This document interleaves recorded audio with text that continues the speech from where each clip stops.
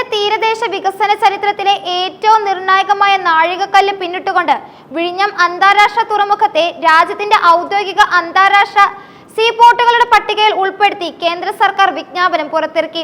അന്താരാഷ്ട്ര യാത്രികരുടെയും ചരക്കു നീക്കത്തിന്റെയും സുരക്ഷ ഉറപ്പാക്കുന്ന ഇന്റഗ്രേറ്റഡ് ചെക്ക് പോസ്റ്റിന് കേന്ദ്ര ആഭ്യന്തര മന്ത്രാലയം അംഗീകാരം നൽകിയതോടെ വിഴിഞ്ഞം ആഗോള സമുദ്ര ഭൂപടത്തിൽ ഒരു സുപ്രധാന കേന്ദ്രമായി മാറാനുള്ള ഒരുക്കങ്ങൾ പൂർത്തിയാക്കി. തുറമുഖത്തിന് ലഭിച്ച ICP അംഗീകാരം കേവലം ഒരു ഔദ്യോഗിക നടപടി എന്നതിലുപരി വിഴിഞ്ഞത്തിന്റെ പ്രവർത്തനപരമായ കാര്യക്ഷമതയ്ക്കും ആഗോള മത്സരശേഷിക്കും അടിത്തറയിടുന്ന ഒന്നാണ്.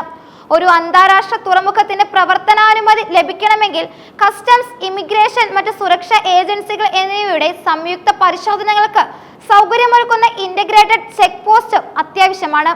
വിഴിഞ്ഞത്തിന് ICP അംഗീകാരം ലഭിച്ചതോടെ വിദേശ കപ്പലുകൾക്കും യാത്രക്കാർക്കും ചരക്കുകൾക്കും ആവശ്യമായ എല്ലാ പരിശോധനകളും തുറമുഖത്ത് വെച്ച് പൂർത്തിയാക്കാൻ കഴിയും. കേന്ദ്രത്തിന്റെ അംഗീകാരം വിഴിഞ്ഞത്തിന്റെ വളർച്ചയെ ത്വരിതപ്പെടുത്താൻ സഹായകരമാകുമെന്ന് സംസ്ഥാന തുറമുഖ വകുപ്പ് മന്ത്രി അറിയിച്ചു.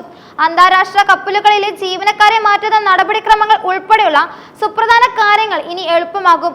ഇത് കപ്പലുകൾക്ക് വിഴിഞ്ഞത്തെ കൂടുതൽ ആകർഷകമായ ഒരു രീതിയിലുള്ള തുറമുഖമാക്കി മാറ്റാനും സാധിക്കും. വിഴിഞ്ഞം തുറമുഖം പൂർണ്ണതോതിൽ പ്രവർത്തനക്ഷമമാകുന്നതോടെ ദക്ഷിണേന്ത്യൻ സംസ്ഥാനങ്ങളുടെ സാമ്പത്തിക വളർച്ചയിൽ നിർണായകമായ മാറ്റങ്ങൾ വരുത്തും.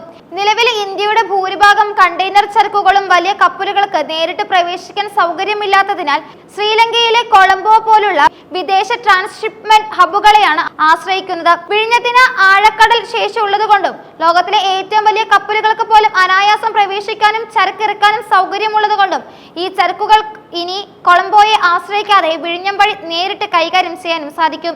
ഇത് കോടിക്കണക്കിന് രൂപയുടെ വിദേശ നാണ്യം ലഭിക്കാനും ചരക്ക് നീക്കത്തിന്റെ വേഗം വർദ്ധിപ്പിക്കാനും സഹായിക്കും. ഡീപ് സീ തുറമുഖം എന്ന നിലയിൽ വിഴിഞ്ഞത്തിന് കപ്പലുകൾക്ക് വളരെ കുറഞ്ഞ സമയം മാത്രം ചെലവഴിച്ചാൽ മതിയാകും. ഇത് ചരക്കു നീക്കത്തിന്റെ മൊത്തത്തിലുള്ള വേഗതയും കാര്യക്ഷമതയും വർദ്ധിപ്പിക്കും.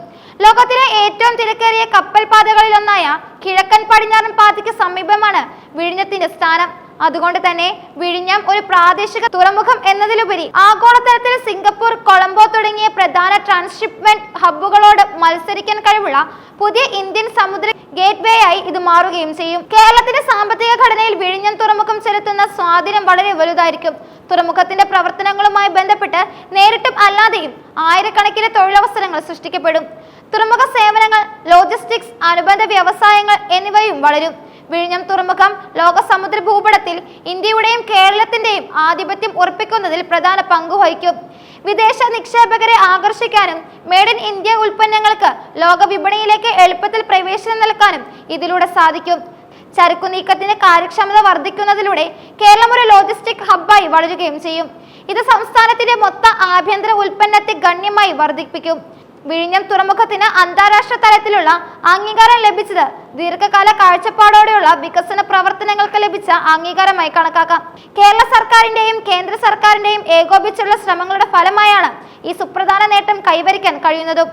വിഴിഞ്ഞം തുറമുഖം പ്രവർത്തനക്ഷമമാകുന്നതോടെ ഇത് ഇന്ത്യയുടെ സാമ്പത്തിക വളർച്ചയ്ക്ക് പുതിയ ദിശാബോധം നൽകുകയും കേരളത്തെ അന്താരാഷ്ട്ര വ്യാപാരത്തിന്റെ മുൻനിരയിലേക്ക് എത്തിക്കുകയും ചെയ്യും. ഭാവിയിൽ വിഴിഞ്ഞം തീരദേശത്ത് ഒരു വലിയ സാമ്പത്തിക മേഖലയുടെ രൂപീകരണത്തിന് ഈ അന്താരാഷ്ട്ര അംഗീകാരം വഴി തുറക്കുകയും ചെയ്യും.